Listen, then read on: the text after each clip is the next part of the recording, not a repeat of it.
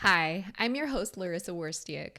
Through this podcast, I aim to empower and inspire jewelry entrepreneurs and professionals so they can thrive while adding more beauty to the world.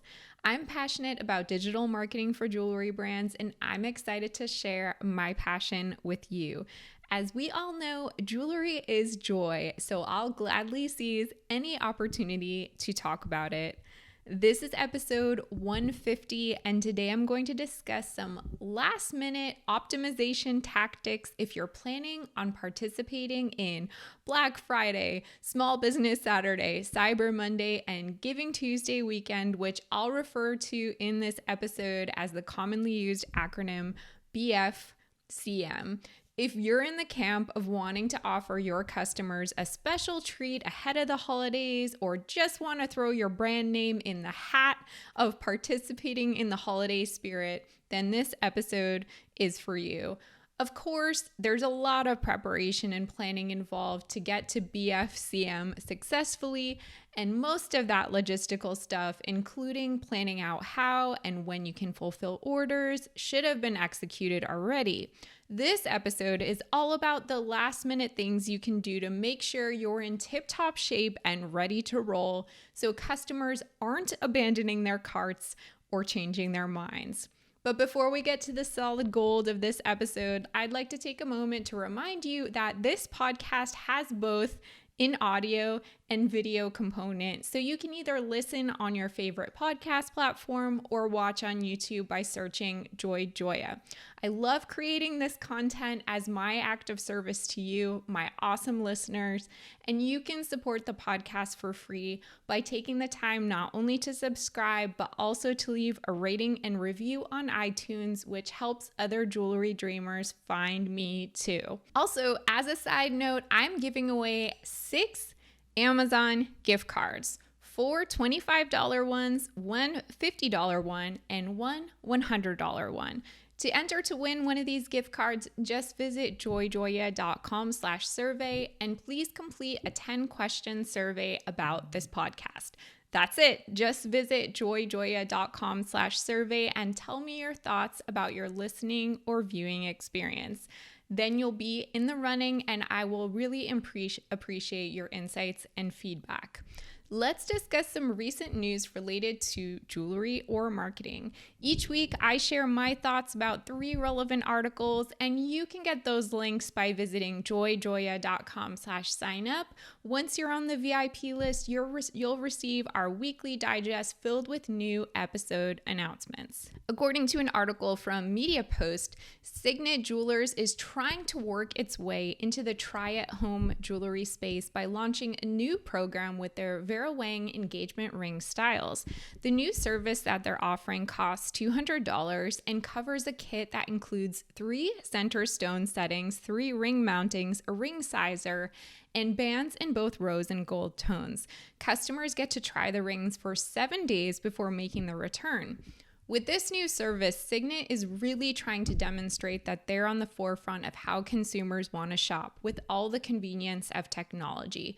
This really just goes to show that the lines can blur between brick and mortar and e-commerce, and consumers want to be shopping somewhere in between, where they can be doing their own research privately while also experiencing the goods in real life and know that they can tap into the support of a real person when needed. Next, according to JCK, they recently reported that more jewelry businesses are actually entering the industry than leaving, which is great news for the industry as a whole, showing that it's healthy and thriving. However, this news can be challenging for independent jewelry brands because the competition is fierce and consumers obviously have more choice than ever before. In Q3 of this year, the Jewelers Board of Trade showed that 125 new jewelry businesses were formed in North America. That's 101 retailers, 10 wholesalers, and 14 manufacturers. This is in stark contrast to the general pattern in recent years, which showed more jewelry businesses leaving the market than entering it. It'll definitely be interesting to see if this trend continues moving forward and how new brands will navigate the market saturation and set themselves apart from the competition. And finally, an article from Think with Google. So, hey, all you small business owners out there, consumers want to shop with you this holiday season. According to a Google commissioned survey conducted in August, 60% of US consumers who are planning to shop for the holidays this season are going to do so at local small businesses. If you're a small business listening to this podcast right now, you should emphasize this fact in your marketing. You probably assume that most of your customers and followers already know that about your business, but incorporating it into your messaging can really trigger that recognition with people. I really liked this one email campaign I got yesterday from jewelry brand Natalie McMillan. Side note, she has a really fun and casual tone in her emails that helps her express her personal voice. So she wrote, quote, "If you plan ahead, you can support someone, whether it's me or someone else with a small biz. When you buy from them, you literally help them pay their rent or buy their kids' school supplies. Without planning, we all fall victim to the Amazon trap and support Jeff Bezos," end quote. It was a really nice personal reminder, and I encourage all the small business owners out there to remind your followers and subscribers early and often that they too can support a small business by shopping with you. As I mentioned, if you want to get the links to the articles I share in this segment of the podcast, you can become a JoyJoya VIP by visiting joyjoya.com/sign up. Okay, so what are some last minute things, 10 to be specific, you can do to prep yourself for your enticing BFCM promo, and how can you make sure your customers actually convert instead of abandoning their carts and choosing something else over your shiny and sparkly products? All right, I will share my 10 tips. Number 1, abandoned cart email. Do you have one in place?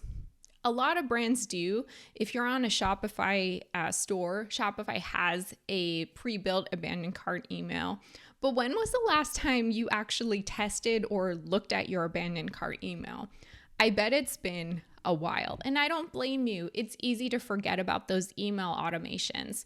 So take a look at your abandoned cart email. What can you do to make it more expressive of your brand? What can you do to make it more enticing or to actually get someone to click back and reconsider their abandoned cart? Can you adjust the timing of when that abandoned cart email is sent? Can you adjust the subject line? Can you make it more dynamic in general? Take a look at that abandoned cart email, because I bet that you have abandoned it and haven't looked at it at a while. Number 2, analyze your website with a fine-tooth comb. This is the time to really make sure you don't have any broken pages, that images are all loading, that your page load speed is acceptable, that everything is also working on mobile devices as well as they're working on desktop. Again, just like with the abandoned cart email, it's easy to kind of neglect your website and let things break without even realizing it. It happens to the best of us. If you don't have a full-time developer managing your site, these things just happen. So how's your mobile experience? Is there a search feature on your site that actually works? Do you have alternate product views and on-model photos on your product pages? Are your product descriptions robust? Is all your pricing correct? Are all the specs on the products correct? Anything you can do to improve that e-commerce experience will put you in a better position at the last minute when those BFCM sales matter. Number 3, make sure your website is merchandised for holiday, and that includes both the main website navigation, the home page, maybe even your product pages. So when I say merchandised, I like to kind of explain it this way. If you only had a brick and mortar store, and I think some of the listeners probably do, I think you would probably decorate it for the holidays. You would put some great gifting options in a certain display, maybe even in your window. You would have some festive touches throughout the store. That's called merchandising. You also need to be doing that on your e-commerce site. So whether that means creating a Shopify collection of your gift guide pieces, or gifts under $500, or gifts for mom, or things to wear to the holiday party, whatever it is, however you want to group those products that make sense for holiday, have them clearly displayed in the main navigation, have certain photos taken for those different collections to kind of bring them together, incorporate some holiday themes into your imagery, maybe add graphics or pops of red or green where it's appropriate. Please do not go overboard with this. There's a way to make it look tasteful and a way to make it look tacky. I just took a peek at the David Yurman site to see what they have in store for the holiday, and they have this really beautiful animated kind of video hero image on their homepage with Central Park and snow actually falling, not actual snow, but a video of snow falling on the homepage. So kind of bringing in that winter holiday cheer, making customers really feel that emotional resonance of holiday so that they're in the right mind space to buy. Number 4, make sure you are priming your social media followers and email subscribers for any sort of BFCM messaging promotions that you're going to be sending out. So do that by mentioning your plans early and often.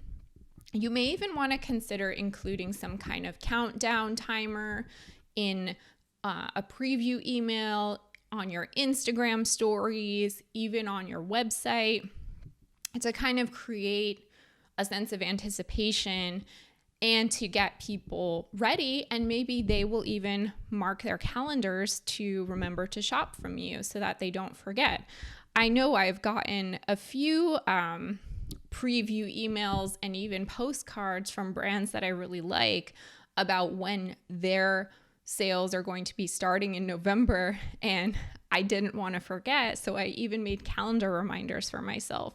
So create that sense of urgency so that your true fans will take the time and effort to remember to come shop with you. Number 5, if you have any really strong, and I hope you do, have any really strong customer service or customer experience points of differentiation, now's the time to really milk them, emphasize the heck out of them. So what are some things that I'm talking about? Do you offer easy and free returns? Emphasize that. Do you have extended returns for the holiday?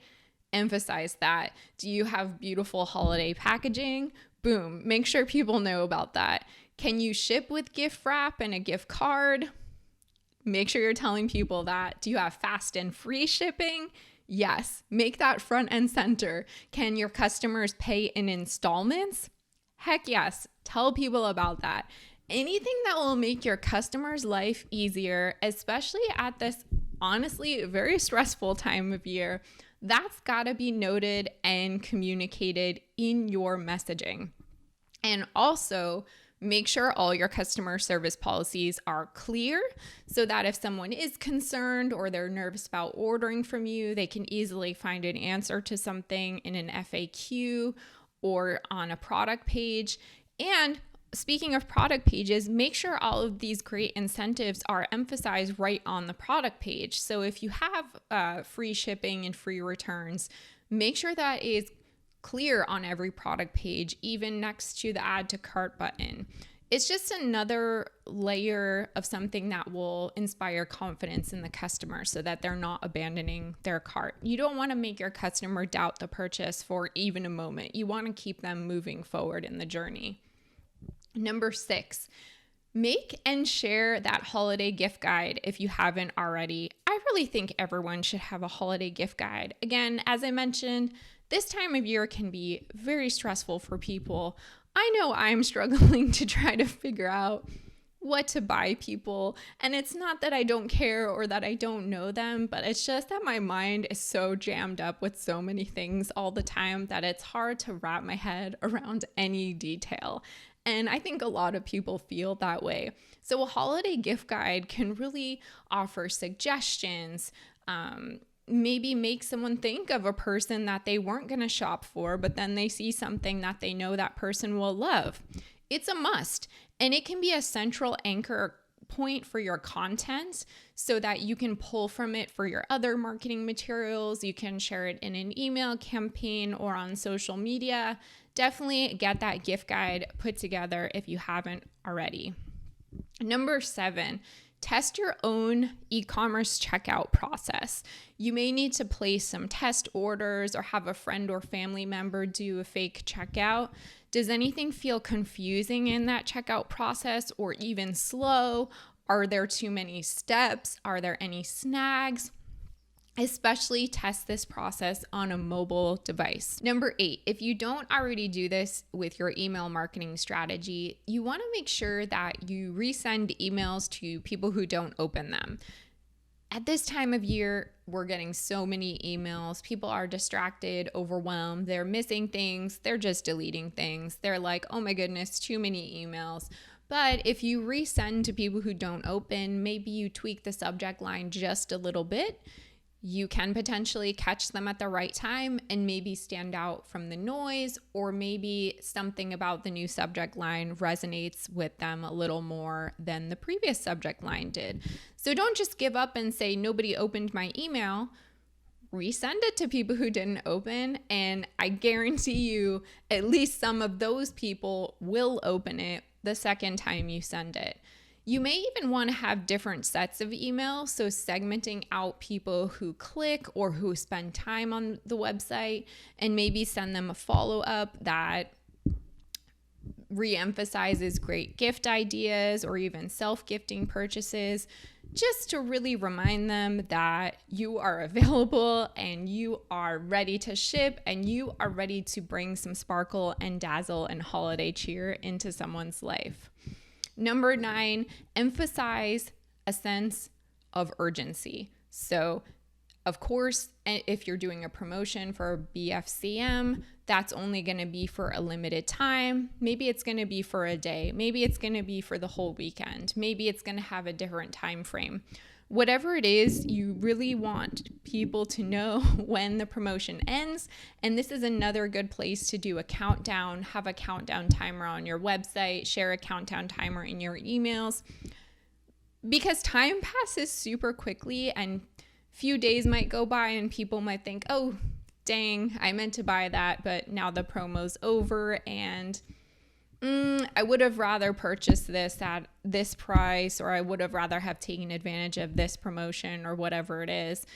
And it just happens. People forget about stuff. So creating that sense of urgency, and it doesn't even have to be urgency around time. Maybe you only have a limited stock of something, or maybe people need to order by a certain date in order to ensure the delivery date. Whatever it is, make sure that you're emphasizing that sense of urgency for your followers. And finally, number 10, be accessible, whether that is implementing a live chat tool on your website, even having like a texting line for customers, or having a phone number prominently displayed on your website. Make your customer service really easy to access so that customers, they may not actually end up reaching out to you, but just the fact that they know you're there in case they do need help or something goes wrong or they have a question will inspire confidence in them and make them feel more comfortable about completing the purchase. What did you think? I'm wishing you all the best of luck with your holiday sales, but I know you don't even need luck because you're going to rock it since you are all super prepared. You can always email me, Larissa, that's LARYSSA @joyjoya.com. If you love this podcast, please share it with a friend who'd appreciate it as well. And don't forget to subscribe as well as leave a review on iTunes. To purchase a signed copy of my book, Jewelry Marketing Joy, visit joyjoya.com/book for all the information.